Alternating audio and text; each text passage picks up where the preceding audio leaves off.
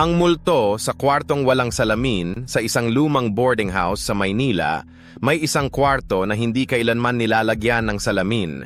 Bawal, delikado raw. Pero isang gabi may bagong umupa. At hindi siya naniwala sa mga kwento. Si Gino, estudyante mula probinsya. Murang renta kaya agad niyang kinuha ang kwarto. Napansin niya walang salamin. Wala sa banyo, wala sa pinto. Pero wala siyang pake.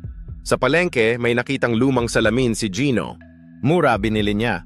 Pagdating sa bahay, ikinabit niya ito sa dingding, eksaktong katapat ng kama. 3:00 ng madaling araw.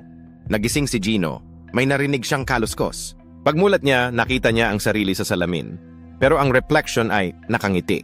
Tumayo siya, lumapit sa salamin. Hawak ang flashlight. Walang tao sa likod niya. Pero ang reflection, gumagalaw pa rin, kahit hindi na siya gumagalaw. Tumakbo siya palabas. Kinabukasan, pinuntahan niya ang may-ari. Ang sabi ng matanda, iyan ang dahilan kung bakit bawal ang salamin. Lalo na sa mga madaling araw.